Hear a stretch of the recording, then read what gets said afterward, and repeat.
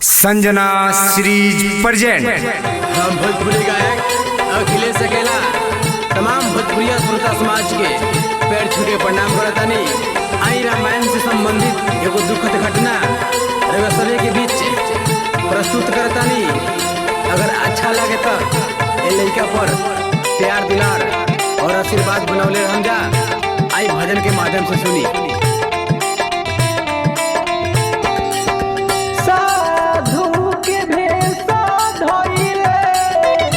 रावण बाड़ा छल कैले, साधु के भेष धइले रावण बाड़ा छल कैले।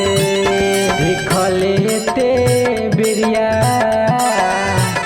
भिखले ते बेरिया सीता जी के रावण हर के ले गइल राम।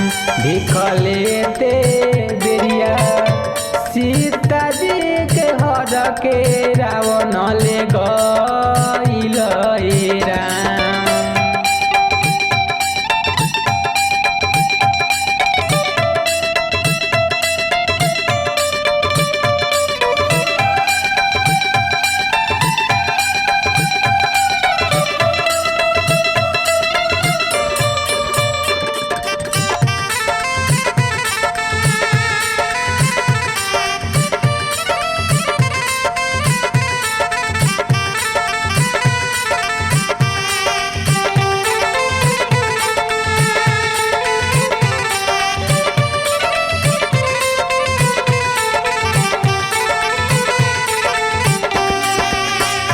रथ देखी अइले जटाई, सीता माई के कैसे बचाई। रथ देखी अइले जटाई, सीता माई के कैसे बचाई। युद्ध लड़ते लड़ते, युद्ध लड़ते लड़ते रावण के रथवा बिहले रो कनुए राम। युद्ध लड़ते लड़ते रावण के रथवा बिहले रो कनुए राम।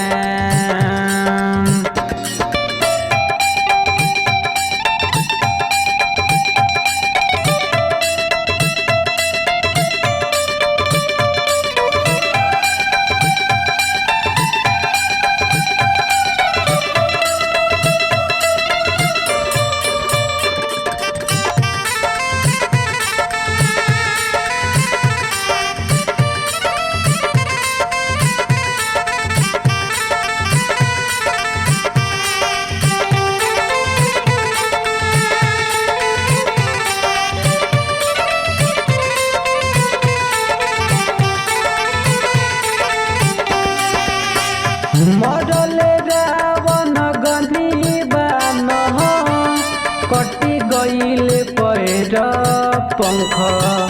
मरल रावण गनी बान, कटी गइल पैर पंख। राम राम गोहराई,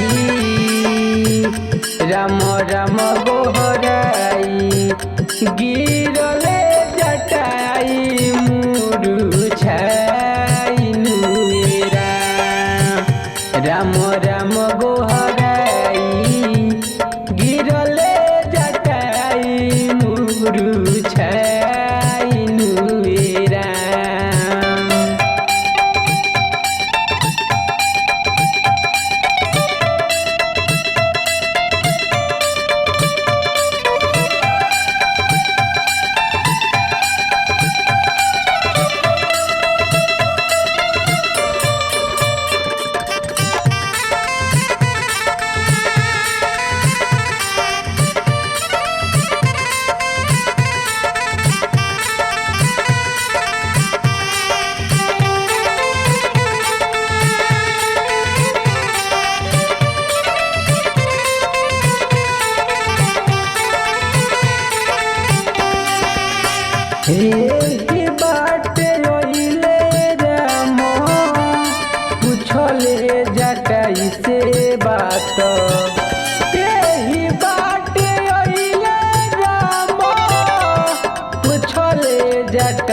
कैसे बात बोल कैसे भइल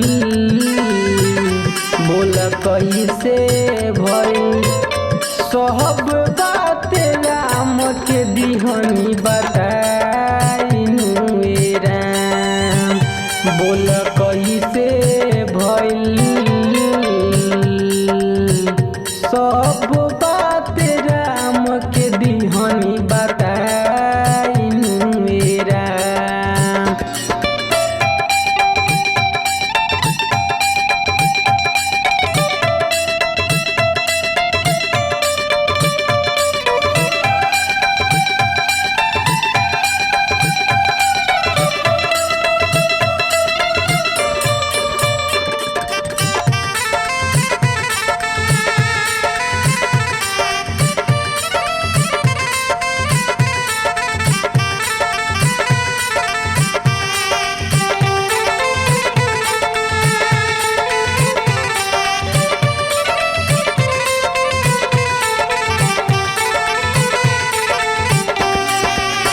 लिखल सलेंदर मदन राम के कहानिया हो लिखल सलेंदर मदन राम के कहानिया हो गाई गाई के सुनावे